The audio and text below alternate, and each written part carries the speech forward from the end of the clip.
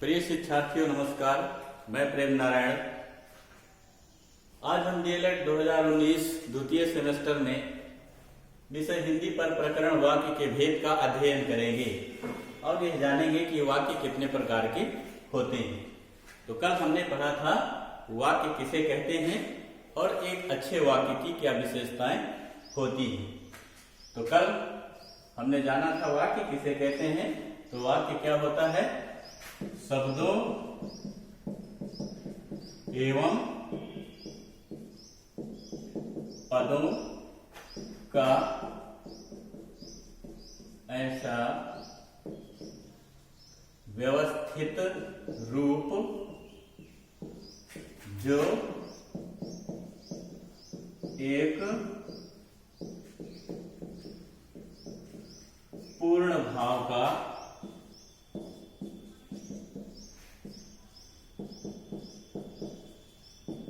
अर्थबोधन कराए। तो ये इसकी चर्चा कल विशेष रूप से की गई थी। अब हम देखेंगे कि वाक्य विन्यास किसे कहते हैं।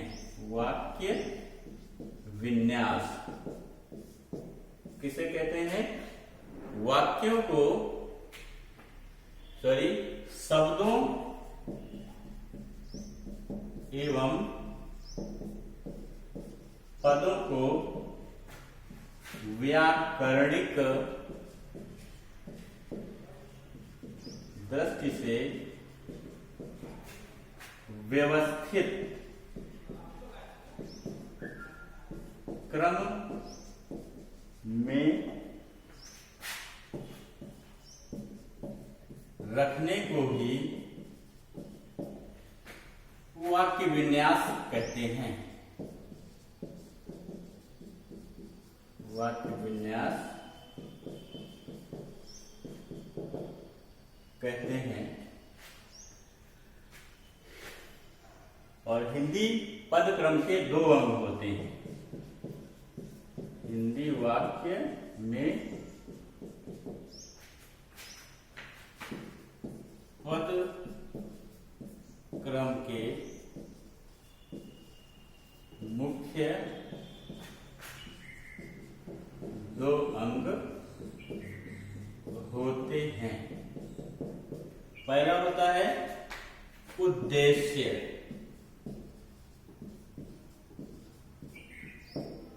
उद्देश्य किसे कहते हैं? वाक्य में प्रयुक्त जो संज्ञा या कर्ता शब्द होता है उसे ही उद्देश्य कहते हैं। यानी जो क्रिया को करने वाला होता है उसे ही उद्देश्य कहते हैं। जैसे मोहन पुस्तक पढ़ता है। और दूसरा शब्द है, दूसरा अंग है विधेय।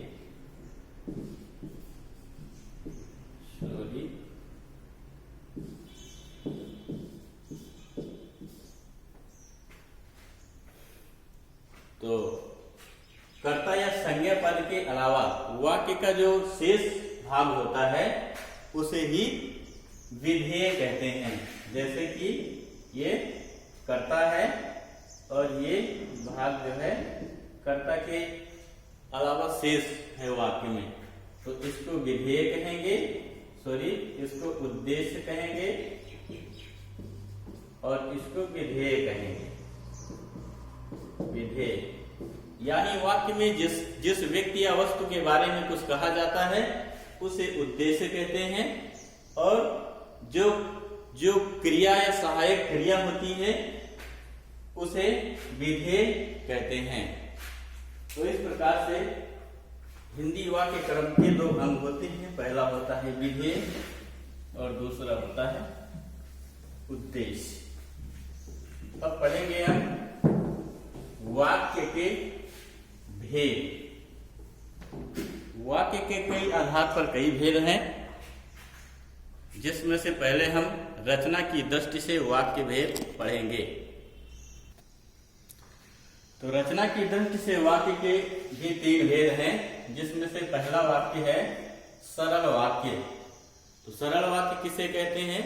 जिस वाक्य में एक उद्देश्य और एक विधेय हो उसे ही सरल वाक्य कहते हैं। जैसे मोहन पुस्तक पढ़ता है, इसमें पुस्तक पढ़ने का कार्य मोहन द्वारा होता है, इसलिए ये क्या हो गया? ये उद्देश्य हो गया, और ये जो शेष भाग है वो विधेय हो गया। यानी ये जो साधारण वाक्य होता है उसमें एक उद्देश्य और एक विधेय होता है, इसे ही सरल या साधारण वाक्य कहते हैं। और दूसरा भेद है संयुक्त वाक्य। संयुक्त का अर्थ होता है मिला हुआ, यानी जिस वाक्य में दो या अधिक खंड स्वतंत्र रूप से विभिन्न समुच्चय संयोजक चिन्हों से जुड़े हुए हों। वो संयोजक चिन्ह कौन कौन से हो सकते हैं? किंतु, परंतु, बल्कि, और, अथवा, तथा। ये जो समुच्चय बोधक चिन्ह हैं,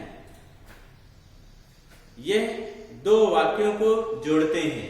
तो इन समुच्चय बोधक चिन्हों से जब दो स्वतंत्र वाक्य जुड़े हुए होते हैं उसे ही संयुक्त वाक्य कहते हैं। जैसे राम पढ़ रहा था किंतु श्याम सो रहा था।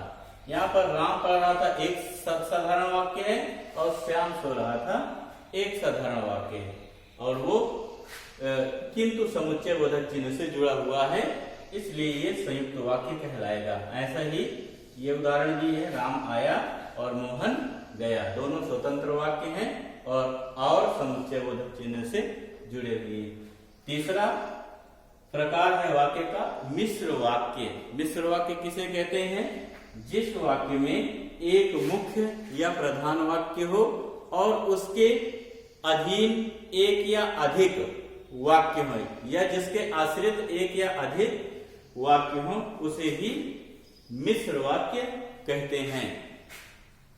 उसे ही मिश्र वाक्य कहते हैं।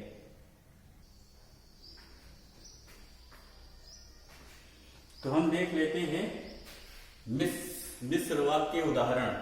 पहला है, रेखा महेश की बड़ी बहन है जो कानपुर में रहती है। तो मिश्र वाक्य की विशेषता ये है कि उसमें एक प्रधान उपवाक्य होता है और उसके आश्रित एक या अधिक उपवाक्य होते हैं। तो यहाँ पर महेश की बड़ी बहन, ये क्या है? ये मुख्य वाक्य है, और जो कानपुर में रहती है ये उसका आश्रित उपवाक्य है। तो दूसरा उदाहरण है, वे लोग जिन्हें बिना परिश्रम के नौकरी मिल जाती है वह पद का सम्मान नहीं करते हैं। तो इसमें जो पहला वाक्य है वह प्रधान या मुख्य उपवाक्य है, और इसके अधीन ये है, वे पद का सम्मान नहीं करते।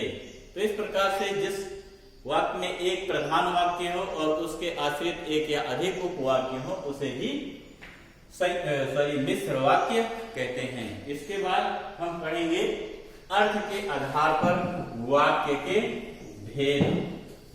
अर्थ के आधार पर वाक्य के भेद। अर्थ के आधार पर वाक्य के 8 भेद हैं, जिसको क्रमशः इस प्रकार देखेंगे। पहला है विधानार्थक वाक्य। इसका तात्पर्य यह है कि जिस वाक्य में जब किसी कार्य का होना पाया जाता है उसे ही विधानार्थक वाक्य कहते हैं। जैसे मोहन पुस्तक पढ़ता है, ये क्या है? ये विधानार्थक वाक्य का उदाहरण, यानी इसमें पढ़ने का कार्य हो रहा है। तो जिस वाक्य में कोई कार्य हो रहा हो या किसी कार्य के होने का बोध हो उसे ही विधानार्थक वाक्य कहते हैं। दूसरा है निषेधार्थक वाक्य। निषेध शब्द का अर्थ ही होता है मना करना या कार्य का ना होना। तो जिस वाक्य में कार्य का होना ना पाया जाए या उपेक्षा का भाव हो उसे ही निषेधार्थक वाक्य कहते हैं।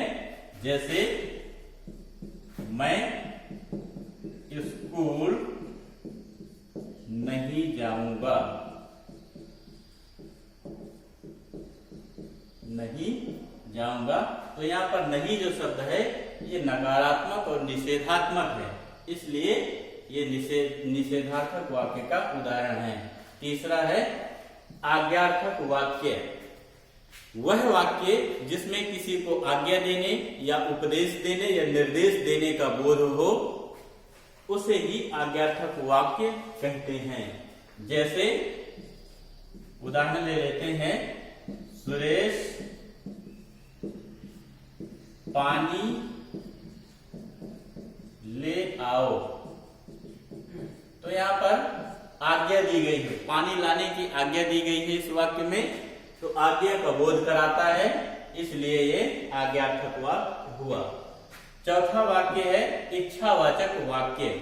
इच्छावाचक वाक्य उस वाक्य को कहते हैं जिसमें किसी व्यक्ति के लिए मंगल कामना की गई हो या किसी के लिए किसी को आशीर्वाद दिया गया हो, किसी के कल्याण की बात कही गई हो, उसे ही इच्छावाचक वाक्य कहते हैं।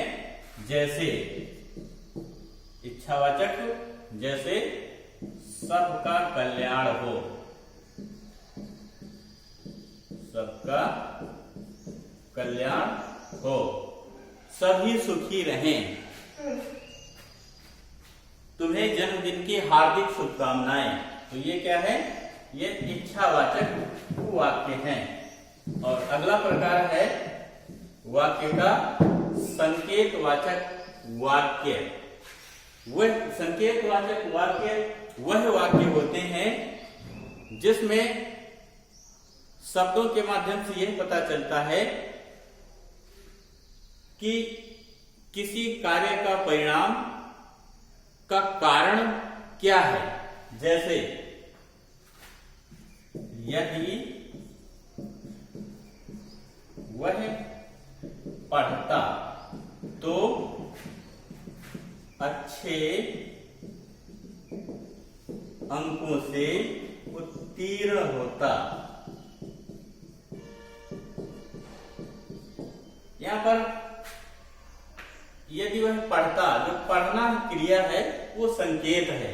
यदि वह पढ़ता तो अच्छे अंकों से उत्तीर्ण होना, यानी अच्छे अंकों से उत्तीर्ण होने का संकेत क्या है?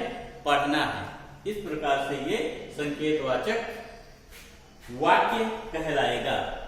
अगला है प्रश्नवाचक वाक्य। प्रश्नवाचक वाक्य किसे कहते हैं?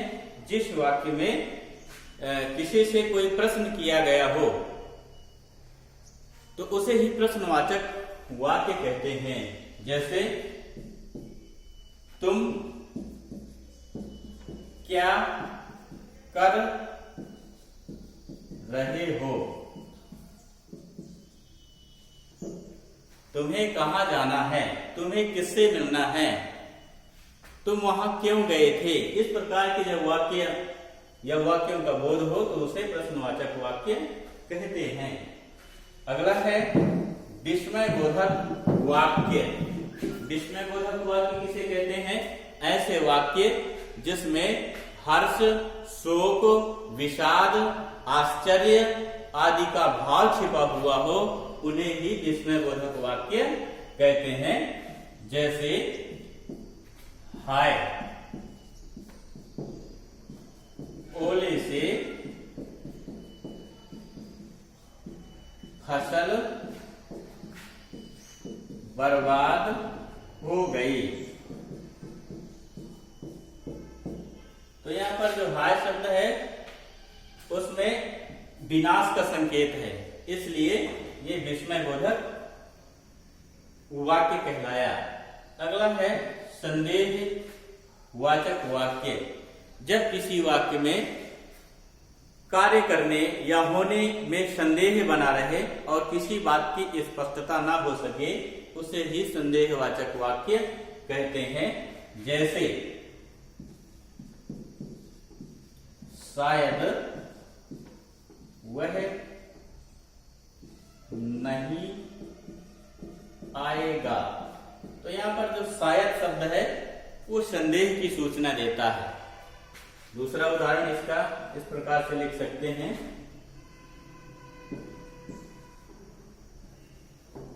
ऐसा लगता है कि वह मोहन ही है। यहाँ पर स्पष्ट कुछ भी नहीं है, इस वाक्य में स्पष्ट कुछ भी नहीं रहता, संदेह बना रहता है, तो इसे ही संदेहवाचक वाक्य कहते हैं। तो प्रिय प्रशिक्षुओं, आशा है यह आपको समझ में आया होगा और ये पढ़ने का जो लाभ है वो बच्चों को भी मिलेगा। तो धन्यवाद, आज यहीं तक, नमस्कार।